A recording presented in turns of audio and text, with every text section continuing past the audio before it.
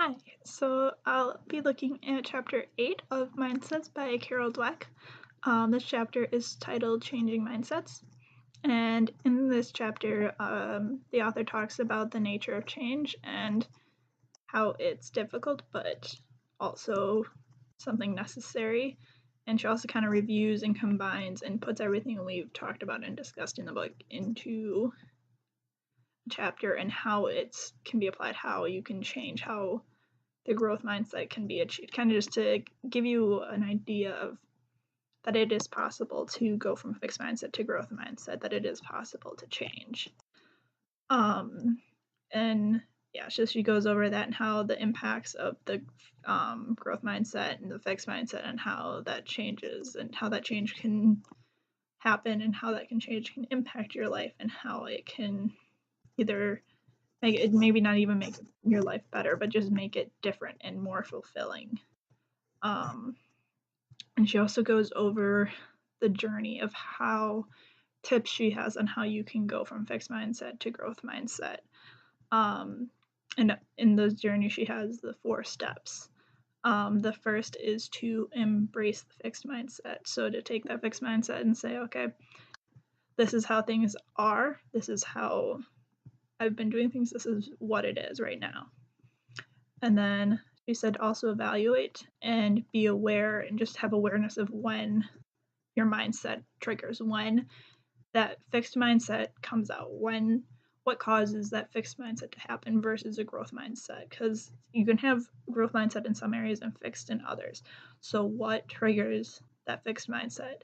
What is that one thing or multiple things that bring out that fixed mindset? And then she also said to give the fixed mindset persona a name. So to give the fixed mindset a name, to give it a personality, to make it kind of separate from yourself, make it something you can deal with, something you can make it into something else, not yourself. It's easier to deal with something when it doesn't feel like you're dealing with you. Make it so it feels like you're dealing with something else. Make it feel like you're giving this criticism and like this thing isn't you, it's a part of you that you can change and get rid of and improve upon. And then she said the last step she said is to educate the fixed mindset persona. So to teach that fixed mindset, to take it like a child and just teach it to that, no, instead of doing this, we're going to do this. Instead of reacting this way, we're going to react this way. Just to say like, okay, this is how we're doing things, but this isn't how we want to do things. Let's see how we can change that and improve upon this. And she like also said that it doesn't stop there, that you should set goals for growth. You can't just say, yep, I'm fixed mindset now and stay there. No, you have to keep improving and keep working at it. That's part of what growth mindset is to keep working on it and to keep improving and getting there. And she does that by saying that that's part of your, change. That's part of the change to becoming growth mindset is to set the goals for growth, set yourself the challenges, set yourself where do you want to be. So wake up each morning with a goal in your mind, or I mean, if it takes longer, you can do longer, but just wake up with that goal in mind. Have that goal to drive you. So the quote that I really liked from this chapter was, change can be tough, but I've never heard anyone say it wasn't worth it. I like this because it kind of just embodies change in general, how change is never easy. Changing anything, I mean, even if it's something you can't control, or if it's something you can't control, like moving or starting a new job or loss of a family member, whatever, it's going to be hard. It's not going to be easy. It's going to be a challenge. That's life. Life is a challenge, and life is constantly changing. So it's going to be hard, but it's going to be worth it. There's not a single person who says that the change that they made, the change that they did, wasn't worth it. The change is often for the better, and even if it's something hard, it's okay. That's life. It's hard. It's not always going to be great, but keep going and push yourself. So the question from this chapter was, when you're interviewing with a struggling company for a leadership position, how would you fix it? So one of the things that I would address right away is to give praise and criticism when applicable and give it appropriately with the growth mindset. So don't just say you did great. Give them a reason why they did great and like ask them questions. Say, you did really great on this. I see all that effort you put into it. Not just saying you did a great job. You say like, I noticed like all the time and effort you put into this. I noticed that you did this. Like, how did that, like, why did you do that? Can you explain this to, like, just give them a reason to say like, this is what they learned. Like, they didn't just do it. And when giving criticism, make sure you give criticism in a constructive way. That's not,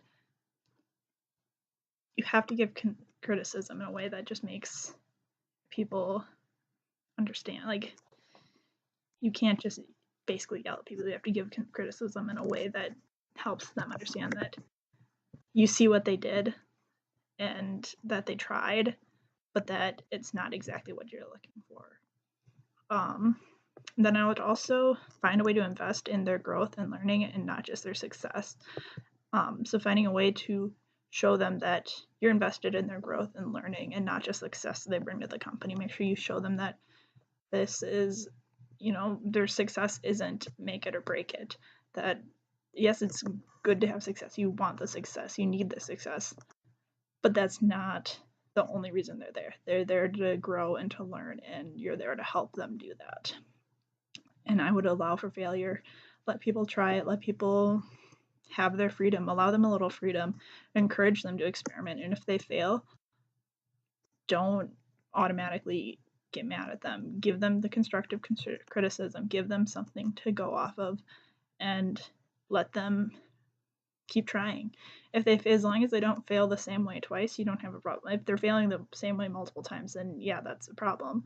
But if they failed it once at something, as long as they learn from it, what does it hurt you? Like, it doesn't hurt you to, like, just keep helping them. Allow them failure. Allow them freedom.